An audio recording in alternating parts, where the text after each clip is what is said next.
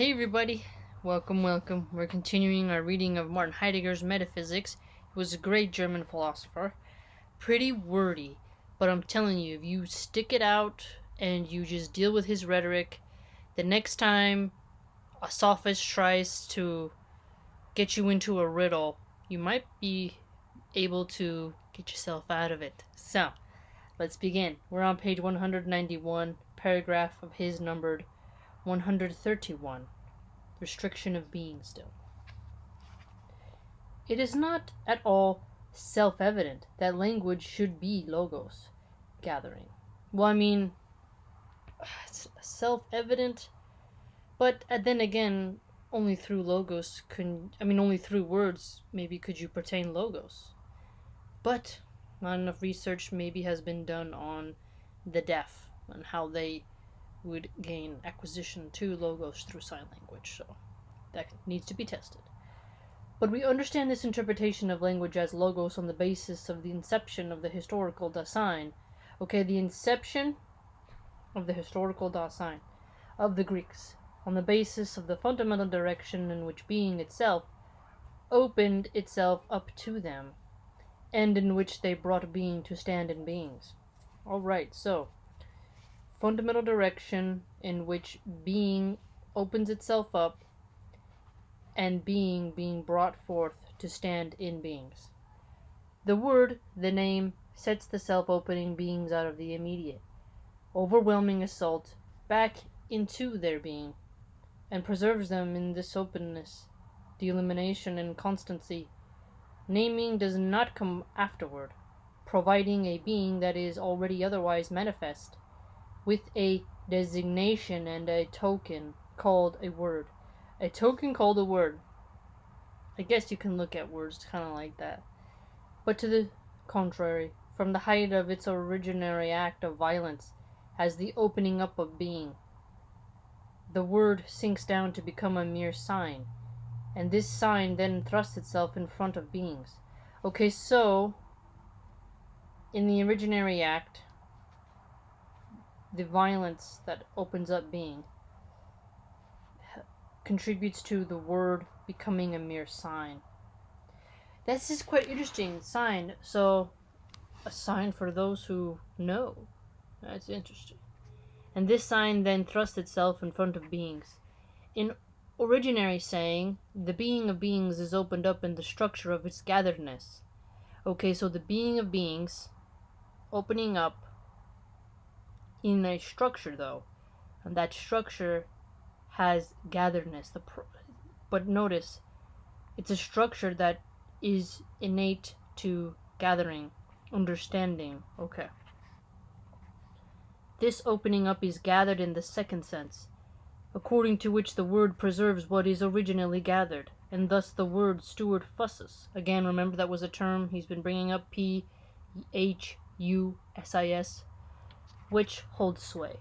Human beings as those who stand and act in logos, or so we hope. In gathering are gatherers. Oh, okay. So, humans act in logos, we stand in logos, and we are gatherers. Okay. They take over and fulfill the stewardship of the sway of overwhelming. Oh, so stewardship.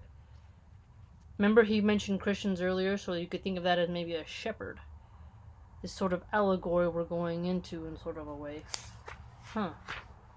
But we know that this doing violence is what most uncanny for the sake of Tolma, daring, humanity necessarily meets with the wretched, as well as with the valiant and noble. Humanity. I mean, well, yeah, totally, right?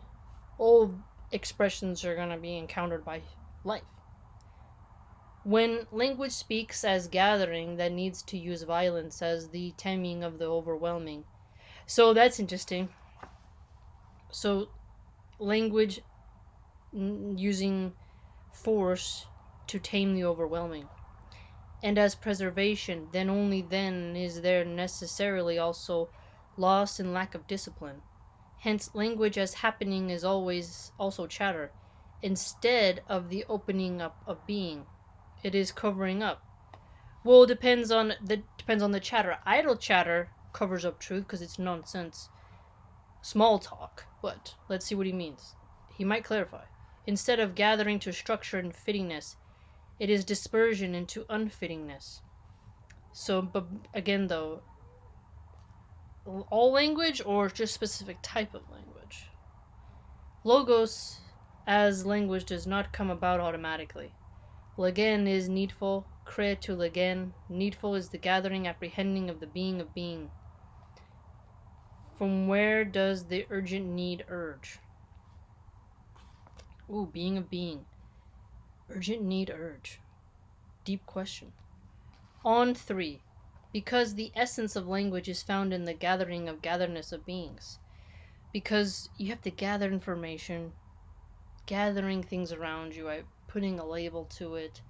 Once you put that label to it, it helps other people grasp it. When they grasp it, it helps them.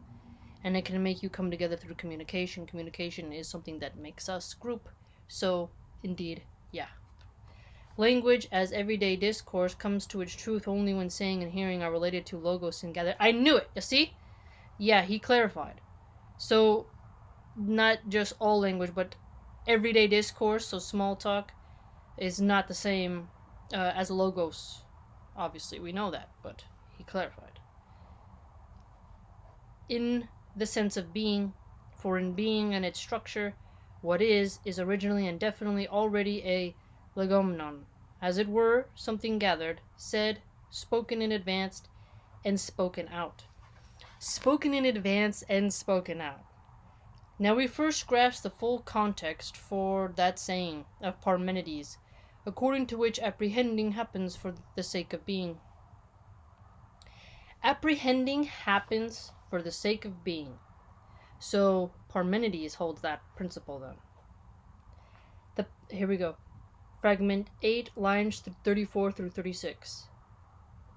In themselves, apprehending, and that for the sake of which apprehending happens belong together. For not without the being, in which it is already spoken, will you reach apprehending. Okay. Not without the being. So it has to have its essential essence, in which it is already spoken, so it's already appeared. Will you find the apprehending? Because if it doesn't appear, you can't apprehend. The relation to logos as phusis makes legen into the gathering that apprehends. Interesting, okay. So we have logos, phusis, and legen, L-E-G-E-I-N, into the gathering that apprehends, but makes apprehending into the apprehending that gathers. Oh, he did his Heideggerian move there. Makes apprehending into the apprehending that gathers. Well, I would argue that to apprehend is to gather, so do we need the two distinction? In order to remain gathered, therefore, legen must turn away from all mere recitation. So, wait, so don't just, what does he mean by recitation, though? From glibness, okay. So remember how he had recitation here? I think he means as if somebody just parroting something and not thinking deeply. I do not think he means like religious recitation. So notice how earlier he was getting into the language as everyday discourse comes to its truth only when saying and hearing are related to logos and gatheredness. And here he's contending, that legen must turn away from all mere recitation, from glibness. So legen has to turn away from glibness, because legen is linked to the gathering that apprehends. When you're glib, you don't always apprehend, maybe. You're not really doing logos justice, so I'm following him there. And ready tongue, always got something to say, right? And so we find in Parmenides the sharp opposition between logos and glossa. Okay, this is a new term he's introduced here, glossa. Glossa. There's a line above the O.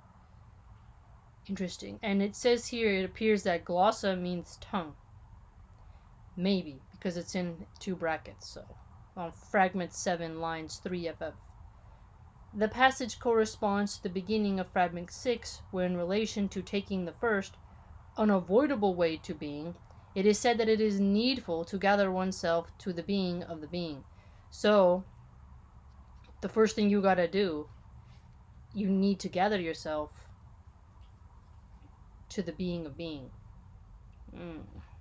Now, being of being is very deep for this topic, right? Indeed, we've learned a lot. Heidegger!